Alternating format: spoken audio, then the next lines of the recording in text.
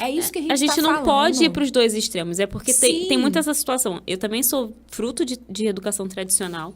Hoje eu opto por uma educação consciente porque a gente está uma época, num século que a gente tem acesso à informação, gente. Sim, A gente sim. tem acesso a entender como é que funciona o cérebro infantil. Os nossos pais não tinham. Exato. E eles fizeram com a gente o que eles puderam, o que era Verdade. possível na época deles. Então não cabe agora também, porque eu descobri que eu tô cheio de feridas interiores da minha criança interior, então meu pai e minha mãe foram bruxos comigo, Isso. eu odeio eles. Eles fizeram o que foi possível. E a partir de agora, você adulto vai trabalhar com essas feridas para você daqui para frente conseguir Exatamente. melhorar. Mas o que a gente tem que entender é que eu não posso ir para os extremos. Existe a educação tradicional, que é essa que a gente, na nossa geração, conhece, foi criada, foi educada. Existe a educação permissiva, que é essa totalmente liberal. E existe aqueles meio termos. Vão para o meio termo. O que eu não prego é violência. Eu acho que violência não vai levar a lugar nenhum. Mas tem dias que eu não consigo ser simplesmente a plena lá em casa e sempre só falar na competição. Tem hora que então você vai tomar banho sim. E de pegar ele e botar embaixo do chuveiro. Porque né? Lá em casa a gente lida muito com necessidades, assim, questões que são negociáveis e inegociáveis. Por exemplo, pra mim, entrar dentro de um carro, ele vai sentar na cadeirinha e vai botar o cinto. Principalmente se a gente for pra um lugar longe, rodovia, é inegociável. Eu não vou ligar esse carro enquanto você não botar esse cinto. E aí, a gente só vai sair se ele botar o cinto. Às vezes, vai ficar chorando. Como eu tenho mais tolerância a lidar com o choro, às vezes ele fica ali uns 5 minutos, não queria cinto. Tá bom. Mas uma hora ele vai parar de chorar e foi negociável pra mim. Então, a gente entra dentro de uma coisa mais tradicional. E não é porque... E às vezes não, e às vezes é dentro dessa parte lúdica.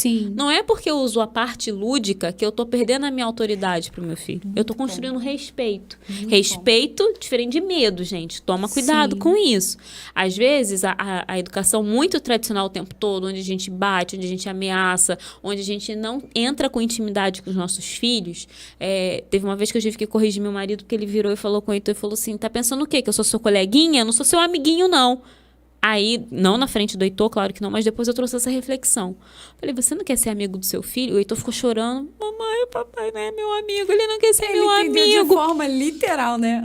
Eu falei... Aí, depois, né, só eu e o Peterson, eu conversei com ele, eu falei, amor, você não quer que o Heitor seja seu amigo? Quero, então cuidado com o que você fala. A gente ouviu falando, eu cresci ouvindo essas frases, né? E realmente tem um pouco, acho que a nossa geração pegou um pouco disso. Pai, mãe, autoridade, amigos, gandá é outra coisa e não misturam. Eu já venho com uma cabeça que eu acho que a gente precisa ser melhores amigos dos nossos filhos, sim. Porque eu acho que é onde o Heitor tem que mais sentir, o Heitor e o Theo. Onde eles mais vão precisar sentir segurança de chegar em casa e falar tudo da vida deles, tem que ser comigo com o pai dele. Sabe? De tipo, eu confio aqui. E aí a gente precisa estabelecer essa relação de confiança com os nossos filhos e respeito, e não medo. Então, cuidado nessa hora do tipo de educação e criação que vocês vão ter com o filho de vocês, para não ir pro lado do medo, porque o respeito construído com base ali num convívio com tempo de qualidade, com conexão, com respeito mútuo, você respeita a criança, ela te respeita, vocês vão criar ali uma conexão tão forte, tão bonita, que é mais fácil você ajudar a criança a te obedecer no comportamento. E isso não vai invalidar você e não vai te fazer ser um pai ou mãe menos autoritário. Pelo contrário. As crianças vão te olhar com a posição de autoridade que você tem. Como vai fazer isso com você em casa, vai fazer isso na escola. Porque o professor na escola precisa ter autoridade, ele não pode nem pensar em encostar no teu filho. Porque eu tenho certeza que se o professor bater no teu filho, você vai chegar igual a arara lá, vai processar a escola. Exatamente. E você quer que ele tenha autoridade com seu filho sem encostar na criança. Então, você também consegue ter essa autoridade com seu filho dentro de casa sem precisar bater, sem precisar ir para as vias mais ríspidas ali. Como? Com conexão.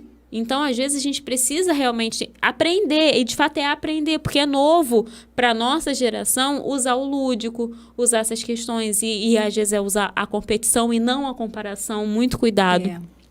Porque tem muito disso de... eu tento sempre tomar esse cuidado, né? Uma coisa é eu falar...